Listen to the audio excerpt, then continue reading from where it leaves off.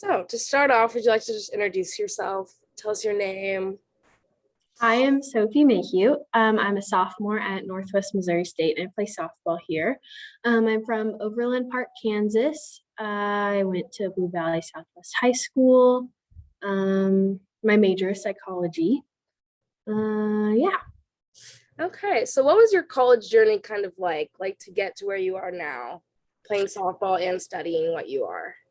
Well, playing softball, that was a bit of a struggle to get here.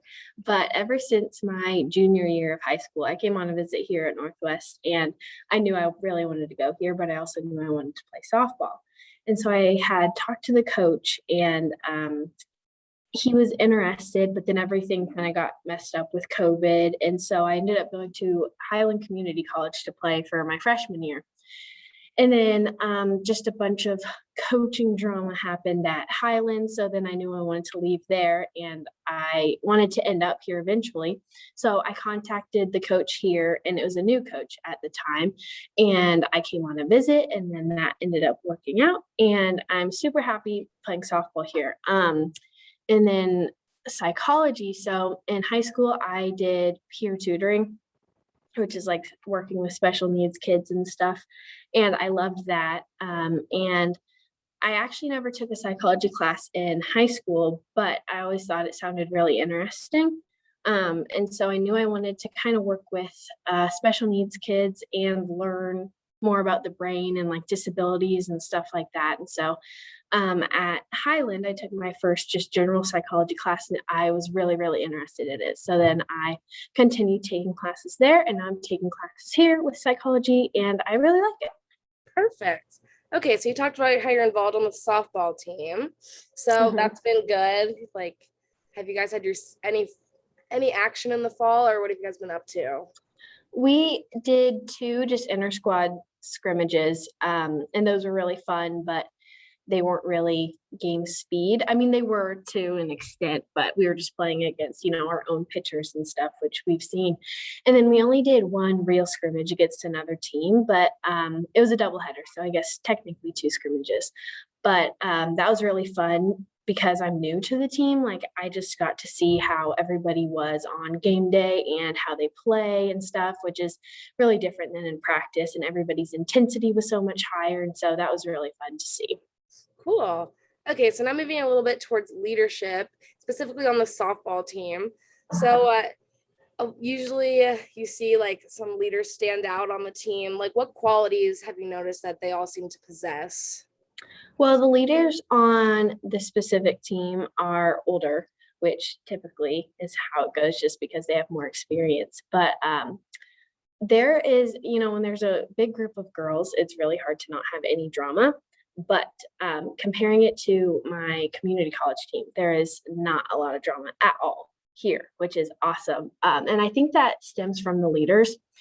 I would say we have two or three really strong leaders, and all of them are very different in their personalities and their interests outside of softball, which I think is really great because they all come from different perspectives for everything. And so being new, they have kind of taken me and like my other new friends and under their wing and just kind of showed us around and stuff. And they're our friends, but with still having to like earn their respect and stuff. Sure. Okay, so as a new member on the team, have you been able to step up as a leader? And if you have, was that like something that was hard, or did it come pretty easily? I would say I definitely have stepped up as a leader with being new, because there are, new freshmen. And so I feel like I have experience over them, playing a year of college softball, but still with being new.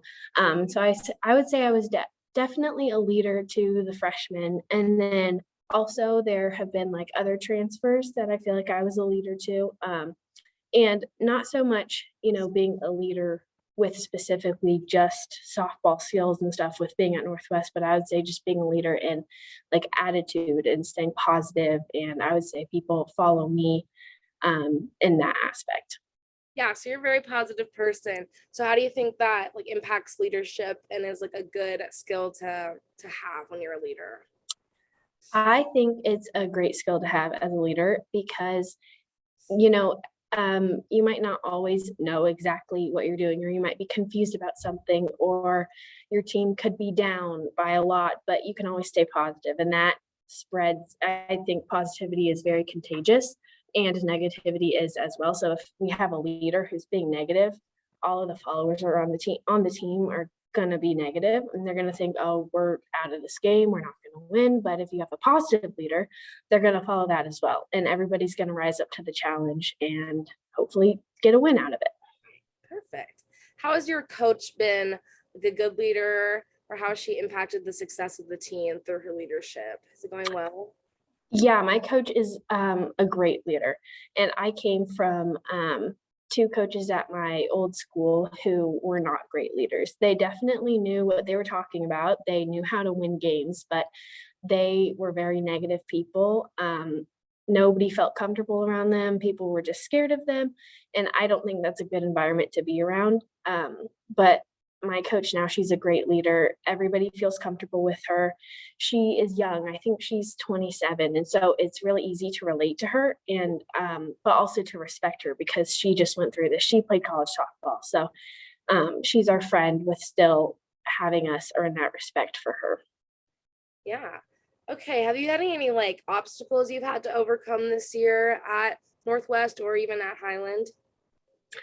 At Highland, definitely I had obstacles. I was just kind of thrown into a new group of girls of like 26, and we all were living together and with each other 24/7, and we all just came from very different backgrounds. And so that was an obstacle just being I never had any problems getting along with anybody, but just seeing like my friends argue with each other, that was definitely an obstacle. There was always a bunch of drama on the team, but it's kind of the opposite here. Um, I would say an obstacle would be getting to know everybody because everybody lives in a different part of town, and it's a much bigger campus compared to the community college I was at. And so the only time we see each other is at softball, and we do softball a lot, but it's for a couple hours at a time each day. And so an obstacle would definitely be just like reaching out and trying to make those new friendships with, girls who are 23 where I'm 19. Right. Yeah.